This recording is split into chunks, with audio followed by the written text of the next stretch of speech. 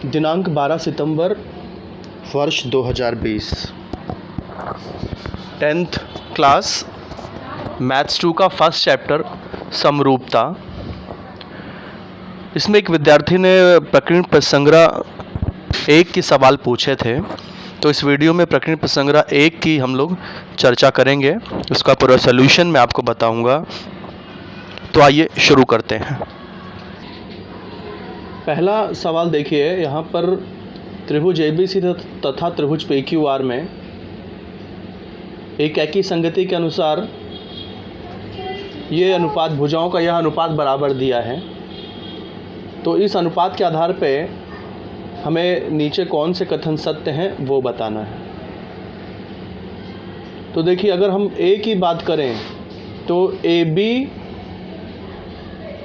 पहला दूसरा यहाँ अक्षर है, उसके नीचे क्या आ रहा है, PQ आ रहा है, तो यानी AB बटे PQ होना चाहिए। लेकिन हमको दिया क्या है, AB बटे QR, तो इसलिए पहला वाला गलत हो गया, यहाँ संगति नहीं बन रही है। AB की संगति QR के साथ है, BC की संगति PR के साथ है, CA की संगति PQ के साथ है। अब ऐसे ही फिर से यहाँ देख लेते हैं, यहाँ AB की संगति QR के साथ बन रही है। यस, तो यहाँ भी देखिए AB की संगति QR के साथ है। फिर BC की देख लेते हैं, BC, तो यहाँ पे RP, तो BC की संगति RP, हाँ, तो BC RP, दूसरी संगति भी मैच हो रही है। तीसरी संगति CA वाली देख लेते हैं, CA और PQ, तो यहाँ CA PQ, तो यहाँ ये अनुपात के अनुसार ये संगति बिल्कुल फिट बैठ रही है, तो इसलिए ये कथन B यहाँ पर सत्य लग रहा है। और भी देख लेते हैं, देखिए यहाँ AB की संगति QR हो दिख रहा है, जबकि हाँ, तो AB की संगति QR बिल्कुल फिट हो रहा है यहाँ पे। फिर BC की संगति PQ है, यहाँ BC की संगति PR है, दिया है, इसका मतलब ये सत्य नहीं है। D देख लेते हैं, AB QR, तो यहाँ AB और यहाँ PR हो रहा है। AB की संगति RP यानी कि PR आ रहा है, जबकि AB की संगति QR दिया, इसलिए D सत्य नहीं हो सकता। तो एक ही कथन सत्य आ रहा है यहाँ पर B, तो फर्स्ट का आंसर क्या हो जाएगा, B हो जाएगा। सेकंड देख लेते हैं, त्रिभुज DEF तथा त्रिभुज PQR में कोण D सर्वांगसम Q, कोण R सर्वांगसम कोण E, तो कौन सा कथन सत्य होगा। तो पहले तो इसमें संगति आपको देखना पड़ेगा, उसके अनुसार ही आप इसको कर सकते हैं। तो संगति देख लेते हैं। देखिए, D की संगति Q के साथ है और R की संगति E के साथ है, तो आप त्रिभुज DEF लिखते हैं तो संगति के अनुसार देखिए D किसके बराबर है, Q के बराबर है। तो यहाँ पर ट्रायंगल लिखते समय भी Q पहले आएगा, क्योंकि D पहले है और D की संगति Q है, तो ये Q लिखना पड़ेगा। R की संगति E है, यानी E, जहाँ पर E है उसके साथ R आ जाएगा, तो DE यहाँ लिख रहे हैं तो R भी सेकंड नंबर पे ही आएगा। तो DE और QR ये संगति के अनुसार लिख दिया, बचा क्या, P बच गया, तो ये संगति होगी। अब इस संगति के अनुसार देखिए यही वाला अनुपात फिट बैठ रहा है, DE बटे PQ, और इसमें एक करेक्शन है इस सवाल में कि कौन सा कथन असत्य है। आप देखेंगे किताब में तीन जो कथन है वो सत्य हैं, सिर्फ यही कथन असत्य होगा, क्योंकि यहाँ देखिए संगति बराबर नहीं बैठ रही है। DE की संगति QR है, जबकि इसमें DE की संगति PQ है, तो ये वाला आंसर आएगा B वाला, ये असत्य है। बाकी जितने भी A, C और D वाले ऑप्शन है वो उसमें जो अनुपात है वो इस संगति के अनुसार ही दिए हैं, वहाँ यानी कि वो तीनों कथन सत्य हैं, केवल यही असत्य है। तो अपनी किताब में भी आप ये सवाल सुधार लेना, कौन सा कथन असत्य है वो आपको देखना है।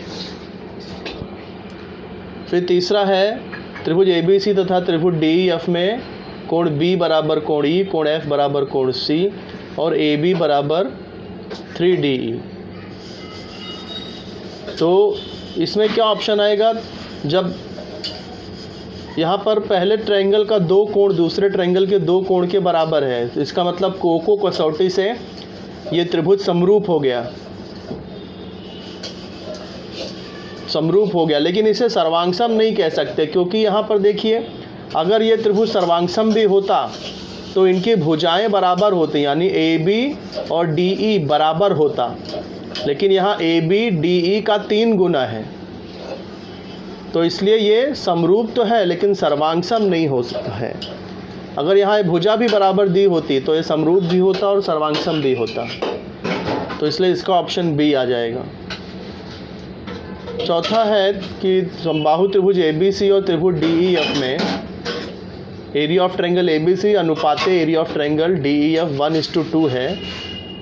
AB 4 है तो DE ज्ञात करना है, तो इसे हल करके ज्ञात कर सकते हैं। समरूप त्रिभुज के क्षेत्रफल का प्रमेय है कि जब त्रिभुज समरूप होते हैं तो उनके क्षेत्रफल का अनुपात उनके संगत भुजा के वर्ग के अनुपात के बराबर होता है।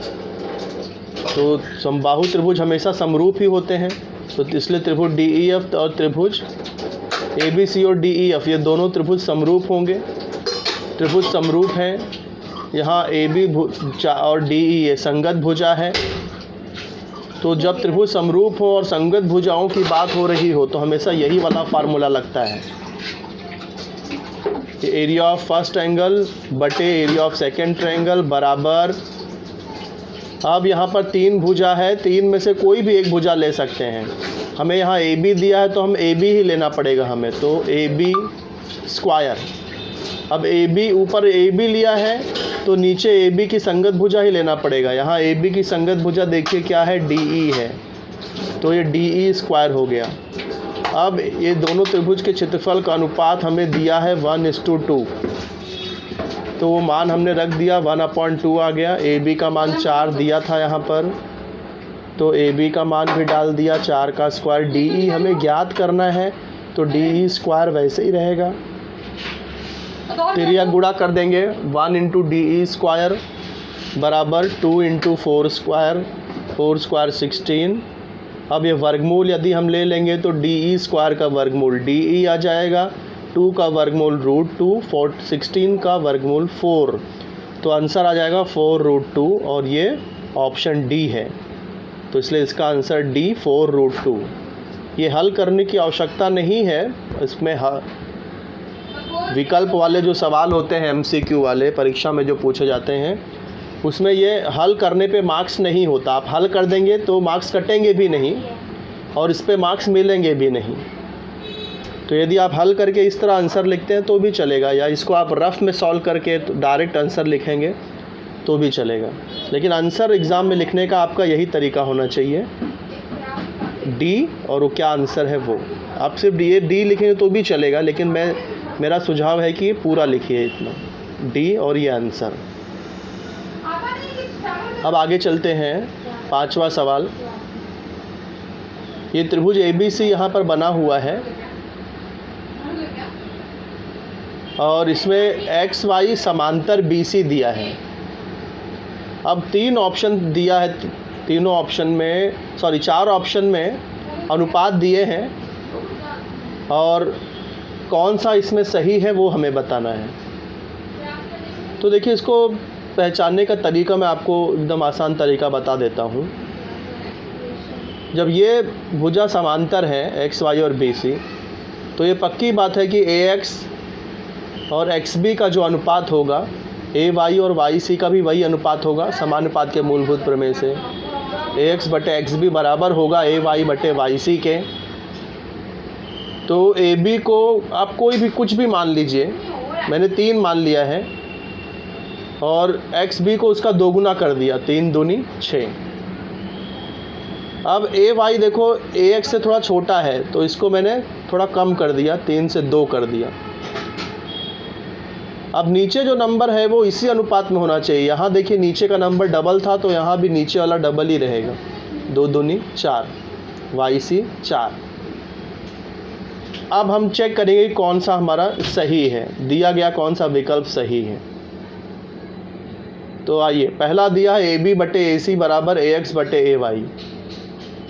तो ए बी का मान देखिए कितना आ रहा है, टोटल 9 आ रहा है, 3 + 6 तो 9। ए सी का मान 2 + 4 6 आ रहा है। ए एक्स 3 है तो ए एक्स की जगह पे 3 आ गया, ए वाई 2 है, ए वाई की जगह पे 2 आ गया। अब देखते हैं क्या ये दोनों अनुपात बराबर है। आप इसको कैंसिल करके देखिए दोनों 3 के पहाड़े में आ रहा है, 3 × 3 = 9, 3 दूनी 6। तो इसको 3 से आप यदि कैंसिल करोगे तो 3/2 ही आएगा। तो ये भी 3/2 है और ये भी 3/2 है, यानी दोनों बराबर हैं। तो इसका मतलब ये जो विकल्प है ये सही है, यहाँ पर मान फिट बैठ रहा है। बी को भी चेक करके देख लेते हैं। ए एक्स और एक्स बी का मान डाल दिया, ए एक्स 3 एक्स बी 6, ए वाई और ए सी, ए वाई 2 और ए सी 6। तो अब देखिए क्या ये फिट बैठ रहा है। देखिए ये 3 से कट रहा है दोनों, 3 × 1 = 3, 3 दूनी 6। नीचे का नंबर डबल है सीधा, 3 दूनी 6, नीचे डबल है ऊपर से। लेकिन यहाँ देखिए नीचे वाला नंबर ऊपर का डबल नहीं है, 2 तिहाई 6 हो रहा है, यहाँ 3 दूनी 6 हो रहा है, यहाँ 2 तिहाई 6 हो रहा है। यानी नीचे का नंबर यहाँ डबल है लेकिन यहाँ पे 3 गुना है, तो इसलिए दोनों बराबर नहीं है। इसका अनुपात 1/2 है, इसका अनुपात 1/3 है, 2 तिहाई 6। तो ये विकल्प गलत है बी वाला। सी वाला भी देख लेते हैं। ए एक्स और वाई सी, देखिए ए एक्स 3 है और वाई सी 4 है। तो ए एक्स और वाई सी का मान डाल दिया 3 और 4। ऐसे ही ए वाई और एक्स बी, ए वाई 2 और एक्स बी 6, तो 2 और 6 आ गया। अब देखते हैं क्या ये बराबर है। 2 तिहाई 6 होता है, यानी ये 1/3 आ रहा है, 1/3 और ये 3/4, ये दोनों बराबर नहीं है। तो सी वाला विकल्प भी गलत है, सही नहीं है। इसमें भी देख लेते हैं ए बी और वाई सी। ए बी देखिए टोटल 9 है और वाई सी कितना है, 4 है, तो ये 9 और 4। ए सी कितना है, 6 है, तो ए सी की जगह पे 6, एक्स बी 6 है। अब ये देखिए कैंसिल करोगे तो 1 आएगा, जबकि ये 9/4 आ रहा है, तो ये भी दोनों बराबर नहीं है, तो डी भी गलत है। तो सिर्फ पहला ऑप्शन ही सही है, ए। इसलिए इसका आंसर क्या आएगा, इसका आंसर आएगा A B / A C = A X / A Y. तो यहाँ पर MCQ ख़त्म होता है। अब दूसरे सवाल पर आते हैं। दूसरे सवाल में किताब देख लेते हैं हम लोग। ये दूसरे सवाल में इस तरह से आकृति दी है, त्रिभुज ABC बना हुआ है। B', D', C, मतलब B है, फिर D है, फिर C है, तीनों एक रेखी हैं। BD का मान यहाँ 7 दिया है और BC का मान 20 दिया है। BD 7 है, BC 20 है, तो इसका मतलब DC कितना होगा, 13 हो जाएगा, क्योंकि टोटल 20 आना चाहिए। ये 7 है तो ये 13 होगा, तभी BC जो है 20 होगा। तो ये जानकारी के आधार पर हमें यहाँ ये 3 अनुपात पूछा गया है। तो कैसे करेंगे, देखिए बच्चों, area of triangle ABD / area of triangle ADC, दोनों ही ट्रायंगल में देखिए A दोनों में आ रहा है, A दोनों में आ रहा है, और BD और ये DC जो है, यानी ये जो आधार है ये एक ही रेखा में है, BD और DC एक ही रेखा में है। तो ऐसे जो ट्रायंगल होते हैं जिसमें एक बिंदु समान है और बाकी जो बिंदु है वो एक रेखा में है, तो ऐसे त्रिभुज की ऊंचाई समान होती है और ऐसे त्रिभुज के क्षेत्रफल का अनुपात उनके आधार के अनुपात के बराबर होता है। आधार किसको बोलेंगे, वो जो कॉमन पॉइंट है उसको छुपा दीजिए। जैसे यहाँ A छुपा दूँ तो बचा क्या, BD, इधर A छुपा दूँ तो क्या बचा, DC। तो area of triangle ABD = BD और ये आ जाएगा DC। BD का मान तो सीधा 7 दिया ही है, और DC का मान कैसे निकाल सकते हैं, अगर BC में से BD को माइनस कर दें तो DC मिल जाएगा। तो वही मैंने यहाँ पे किया है, BC माइनस BD यानी 20 माइनस 7 13। ऐसे ही सारे अनुपात में ऐसे ही करना है। फिर से देखिए, A कॉमन पॉइंट है, BD और BC एक रेखा में है, point B point D point C एक रेखा में है। तो फिर से इनके क्षेत्रफल का अनुपात क्या आएगा, BD बटे BC आएगा। अब BD और BC का मान डाल दिया 7/20। वापस से A कॉमन है, DC और B एक रेखा में है, तो क्षेत्रफल का अनुपात DC बटे BC ही आएगा। ये DC और BC का मान डाल दिया। अब आते हैं तीसरे सवाल पर। तीसरा सवाल क्या है? तीसरा सवाल है कि समान ऊंचाई वाले दो त्रिभुजों के क्षेत्रफल का अनुपात 2:3 है। छोटे त्रिभुज का आधार 6 सेमी हो तो बड़े त्रिभुज का संगत आधार कितना होगा? तो इसमें क्षेत्रफलों को हमने A1 A2 मान लिया और आधार को क्रमशः B1 और B2 मान लिया। अब क्षेत्रफल का अनुपात 2/3 दिया है, तो हम लोग प्रश्नानुसार A1 बटे A2 बराबर 2/3 लिख सकते हैं। सवाल में ऊंचाइयां समान दी हैं, इसलिए A1/A2 को B1/B2 समान ऊंचाई वाले त्रिभुजों का क्षेत्रफल उनके संगत आधारों के अनुपात के बराबर होता है। तो इसलिए A1/A2 बराबर बेस 1 इंटू बेस 2, आधार 1 बटे आधार 2। अब A1/A2 का मान 2/3 दिया है, वो हमने यहाँ डाल दिया। छोटे ट्रायंगल का आधार 6 दिया है। अब छोटा कौन है? जिसका एरिया छोटा है उसका आधार छोटा रहेगा, यानी 2 के सामने ही आप 6 लिखना। अगर आपने उल्टा लिख दिया तो गलत हो जाएगा ये। तो छोटे ट्रायंगल का आधार 6 है, छोटा नंबर है, इसलिए इसके सामने ही छोटे ट्रायंगल का आधार आएगा 6। अब B2 बड़े ट्रायंगल का आधार है B2, वो ज्ञात करना है। तो तिर्यक गुणा 2 इंटू B2 बराबर 3 गुणे 6, 3 छंग 18। 2 आप यहाँ से हटाओगे भाग हो जाएगा, 2 9 18। तो बड़े त्रिभुज का संगत आधार 9 सेमी। तो तीसरा सवाल भी हो गया। चौथे सवाल पर बढ़ते हैं। चौथे सवाल में ये आकृति ABCD दी है। यस, देखिए आकृति AB, इस यहाँ 2 ट्रायंगल है, त्रिभुज ABC है और त्रिभुज BCD है। दोनों की ऊंचाई दी है, AB 6 DC 8। ये ऊंचाई है क्योंकि ये यहाँ पर B लंब है, C पर भी 90 बन रहा है, B पे भी 90 बन रहा है, तो ये ऊंचाई है। दोनों का बेस आधार सेम है BC। तो हमें एरिया ऑफ ट्रायंगल ABC और DC भी ज्ञात करना है। तो संगत आधार वाले त्रिभुज है, तो क्षेत्रफल का जो अनुपात होगा वो संगत ऊंचाइयों के अनुपात के बराबर होगा। तो ये दत्त की हेडिंग डाल के जो इन्फॉर्मेशन दी है वो लिख दिया और ये ज्ञात करना है। हल करेंगे इसे।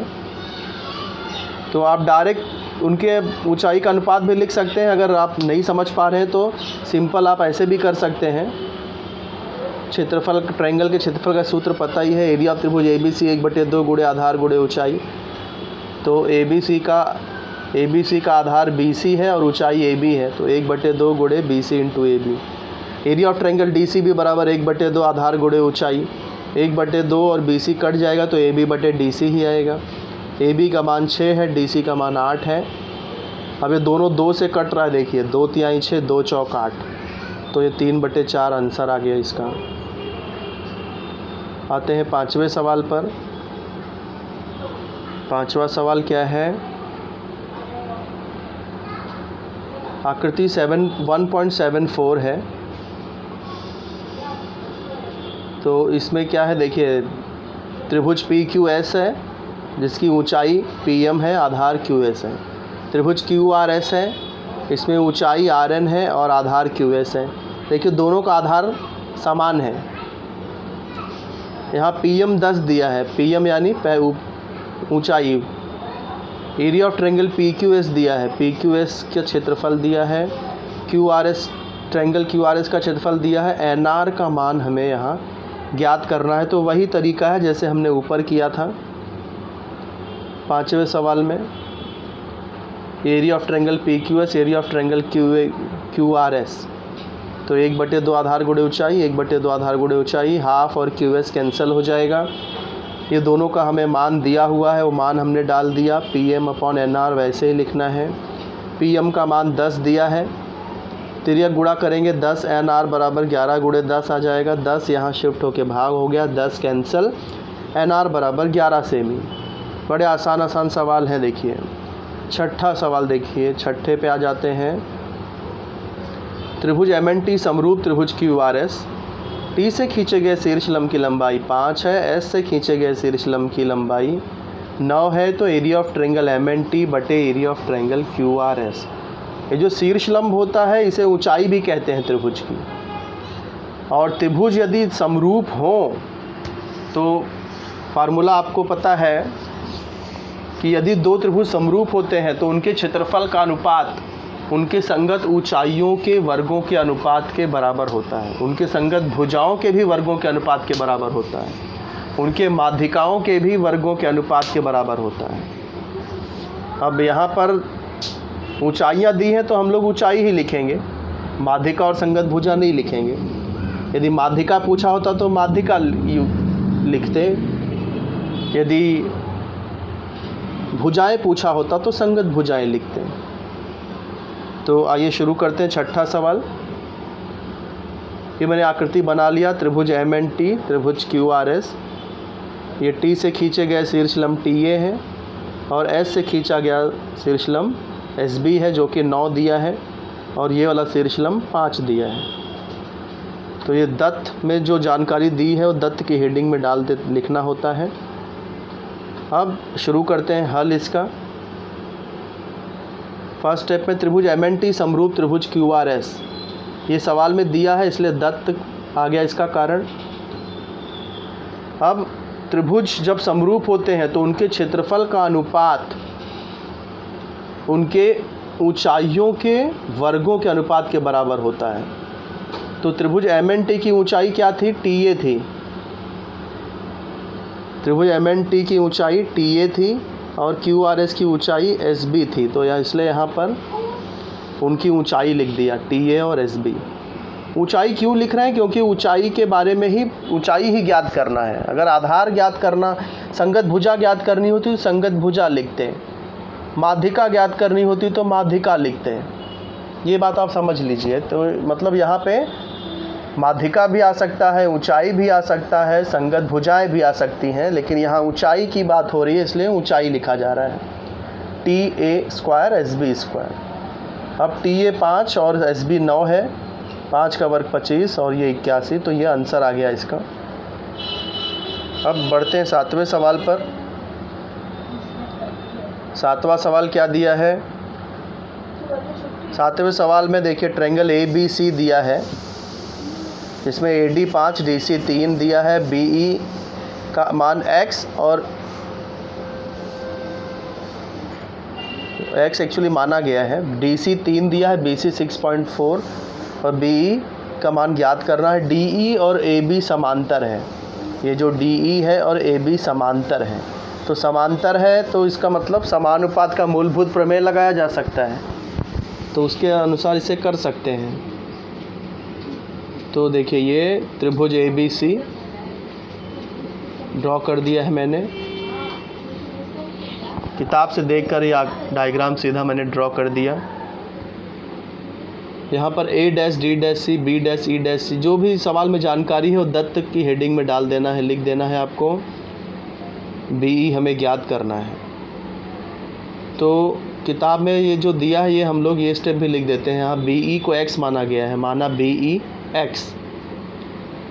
अब 6.4 माइनस X कैसे आया? क्योंकि BE और C ये एक रेखी है। देखिए BEC, तो B', E', है, तो इसका मतलब BE प्लस EC की लंबाई BC के बराबर होगी।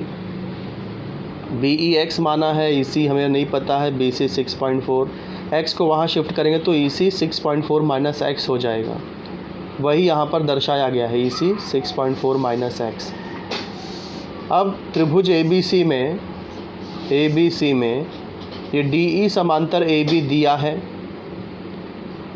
इसलिए हम ये अनुपात लिख सकते हैं समानुपात का मूलभूत प्रमेय के अनुसार। ये BE बटे EC बराबर AD बटे DC आ जाएगा। तो ये समानुपात का मूलभूत प्रमेय। यहाँ पे कारण लिखना चाहिए था, मैंने नहीं लिखा है, आप लिख देना, समानुपात का मूलभूत प्रमेय। अब ये मान डाल दीजिए, सबका मान यहाँ पर डाल दिया, तिर्यक गुणा कर दिया, फिर x एक साथ में लिखा, अंत में x का मान 8 आ गया। तो BE को हमने x माना था, वो 8 आ रहा, यानी BE बराबर 8 इकाई। अब आते हैं 11वें सवाल पर। 7 के बाद सीधा 11, क्योंकि 8वां, 9वां और 10वां ये तीनों सवाल इस वर्ष यानी कि वर्ष 2020 और 21 के लिए रिड्यूस कर दिया गया है, ओमिट कर दिया गया है।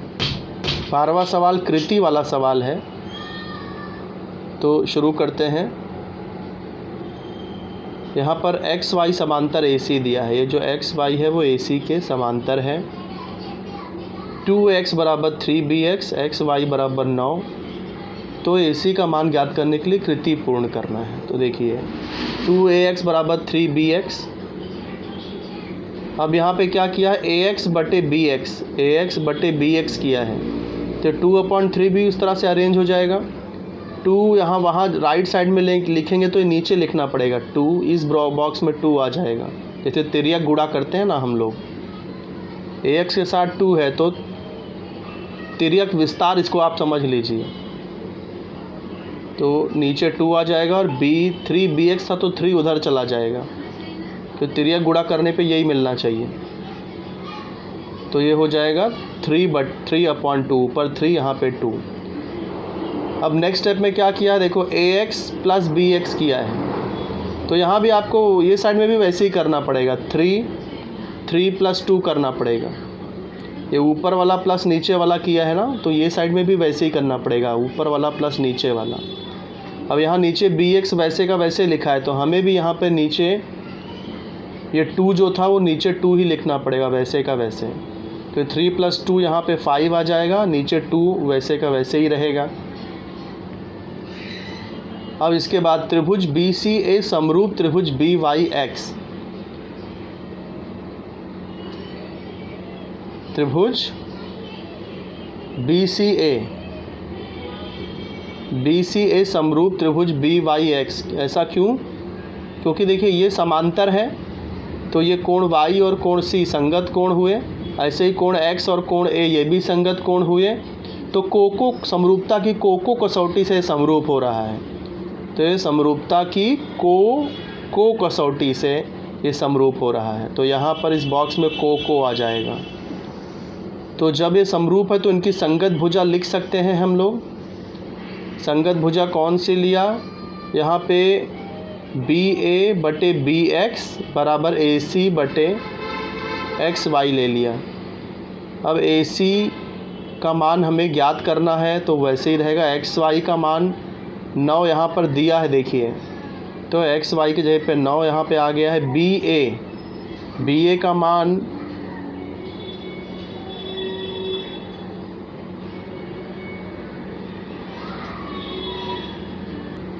कथन 1 से देखिए, ये BA बटे BX का मान हमें यहाँ कथन 1 में मिला था 5 और 2, तो इधर भी वही आ जाएगा। जो यहाँ पर जो लिखा है वही यहाँ पर लिखना है, 5/2।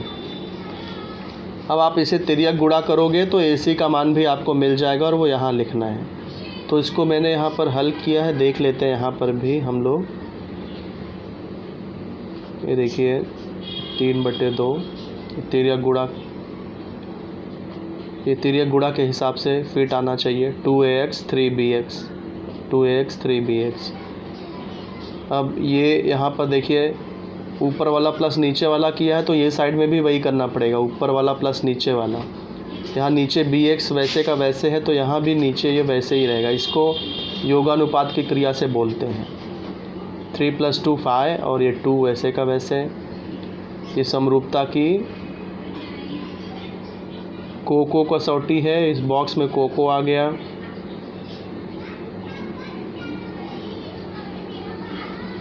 फिर ये स्टेप ऑलरेडी दिया हुआ है किताब में। फिर ये देखिए यहाँ 5/2 है AB बटे BX, तो यहाँ AB बटे BX 5/2 आ गया। AC ज्ञात करना है, XY 9 दिया ही है सवाल में। तिर्यक गुणा करेंगे तो कैसे हो जाएगा, 5 गुणे 9/2 हो जाएगा। तो 9×5 45/2, 22.5 आंसर आ रहा है। तो AC का मान 22.5 ये सॉल्व हो गया। पीछे आंसर शायद कुछ और दिया है, वो गलत आंसर है। AC 22.5 यही राइट आंसर है। 13वां सवाल और ये अंतिम सवाल है इसका। यहाँ पर ये त्रिभुज ABC दिया है और इसमें कोण A 90 है, और ये चतुर्भुज जो DEFG बन रहा है ये वर्ग दिया है। तो हमें सिद्ध करना है कि DE का वर्ग बराबर BD इंटू EC, DE का वर्ग बराबर BD इंटू EC। अब इस सवाल में एक क्लू भी दिया हुआ है। क्लू दिया है कि त्रिभुज GBD और CFE को समरूप दिखाना है। ये GBD और EFC, ये वाला ट्रायंगल और ये ट्रायंगल दोनों को समरूप दिखाना है, और GD, FE और DE तीनों बराबर है, इसका भी उपयोग करिए। GD, FE, DE, GD, FE और DE ये वर्ग की भुजा इसलिए बराबर है। तो ये जानकारी यदि हम करते हैं, एक तो ये त्रिभुज GDB त्रिभुज FEC को समरूप सिद्ध करते हैं, और उसके बाद ये वर्ग की भुजाएं बराबर होती हैं। ये दो कॉन्सेप्ट यूज़ करके इसे सिद्ध किया जा सकता है। तो देखिए, इसे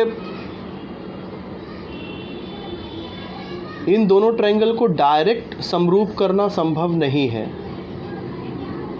कैसे संभव नहीं है? क्योंकि एक ही ये वर्ग है, तो वर्ग है इसका मतलब कोण D 90 और कोण E 90 रहेगा। तो ये दोनों ट्रायंगल में ये एक कोण तो मिल गया, कोण D 90 कोण E 90, लेकिन समरूप होने के लिए दो कोण का होना ज़रूरी है, तब वो कोको कसौटी से समरूप होगा। तो इसलिए डायरेक्ट तो समरूप नहीं कर पाएंगे। ऐसा हम कर सकते हैं कि इस ट्रायंगल को ट्रायंगल AGF से समरूप करो, फिर AGF को ट्रायंगल FEC के समरूप करो। पहला ट्रायंगल दूसरे के समरूप, दूसरा ट्रायंगल तीसरे के समरूप, तो ये पहला और तीसरा भी आपस में समरूप हो जाएंगे। इस तरीके से इसे किया जा सकता है। तो कैसे करेंगे देखिए, ये दो ट्रायंगल कैसे समरूप करेंगे। यहाँ पर A 90 है दिया है, और D भी 90 है, क्योंकि ये वर्ग का कोण है, वर्ग का प्रत्येक कोण 90 होता है। उसके बाद में देखिए, ये कोण AGF और कोण GBD ये दोनों F जैसा आकार बन रहे हैं, DBG और FGA। क्या होता है, वर्ग की सम्मुख भुजाएं समांतर होती हैं, तो ये GF और DE ये समांतर हैं, तो कोण G और ये कोण B ये संगत कोण बन रहे हैं। तो दो कोण यहाँ मिल गया, कोण A और D 90 अंश, कोण G और B संगत कोण। तो कोको कसौटी से ये दो त्रिभुज समरूप हो जाएगा। ऐसे यहाँ पर भी कोण A और E 90, E क्यों 90? क्योंकि वर्ग का कोण है, A 90 दिया है, और कोण F और कोण C संगत कोण है, तो कोको कसौटी से ये दोनों त्रिभुज भी समरूप। फिर ये पहला और ये तीसरा ट्रायंगल भी समरूप हो जाएगा, क्योंकि दोनों एक ही त्रिभुज से समरूप हैं। फिर इनकी संगत भुजा का अनुपात लिखेंगे, तिर्यक गुणा करेंगे, और वर्ग की भुजाएं बराबर होती हैं, तो उसका यूज़ करके हमें ये आंसर मिल जाएगा। तो आइए शुरू करते हैं इसका प्रूफ।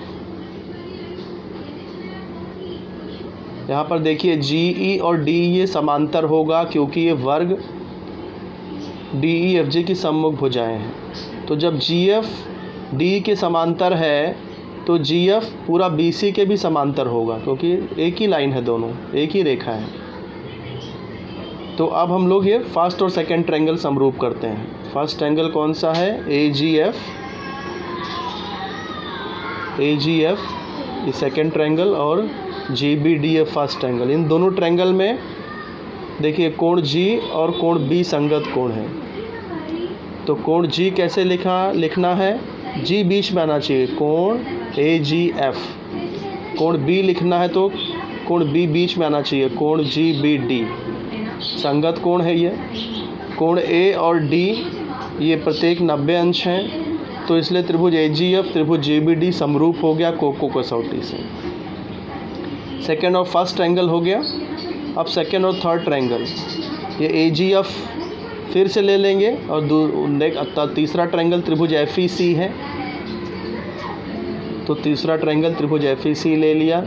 उसमें भी सेम वैसे ही ये कोण, इस ट्रायंगल का कोण A और इस ट्रायंगल का कोण E 90 अंश है, और इस ट्रायंगल का कोण F और इस ट्रायंगल का कोण C संगत कोण है, तो ये त्रिभुज भी कोको कसौटी से समरूप हो गया। अब 1 और 2 से देखिए, ये दोनों ट्रायंगल एक ही ट्रायंगल के से समरूप हैं।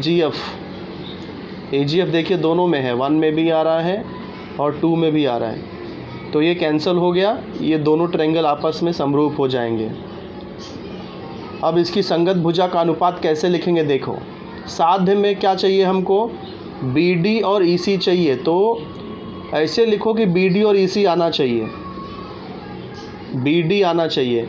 तो यहाँ अगर DB लिखोगे तो नीचे EF लिखना पड़ेगा, और EC हमें चाहिए, तो EC अगर हम लिख रहे हैं तो इधर EC की संगत भुजा क्या है, DG है, तो DG लिखना पड़ेगा ऊपर, DG/EC। तो ये DB और EC वाली संगत भुजा हमने लिख दिया, DB और EC वाली संगत भुजा। अब तिर्यक गुणा करेंगे तो ये EF इंटू DG बराबर DB इंटू EC आ जाएगा। अब ये देखो EF और DG, EF और ये DG और ये DE, ये सब वर्ग की भुजाएं हैं। ये EF GD DE ये सब वर्ग की भुजाएं, यानी सब बराबर हैं। यहाँ में EF और DG आ रहा है ना, लेकिन साध्य में हमको क्या करना है, DE लाना है। तो ये जो EF और DG है वो DE के बराबर है, क्योंकि ये वर्ग की भुजाएं हैं, वर्ग DEFG की भुजाएं हैं। तो इसका मतलब ये EF को जगह पे भी हम लोग DE लिख सकते हैं, DG को भी DE लिख सकते हैं, इन दोनों को DE लिख सकते हैं। DE गुणे DE लिख लेंगे तो DE का वर्ग हो जाएगा। तो देखिए DE गुणे DE का वर्ग, और ये सिद्ध हो गया। तो आशा करता हूँ आपको ये समझ में आया होगा मेरा पूरा एक्सप्लेनेशन।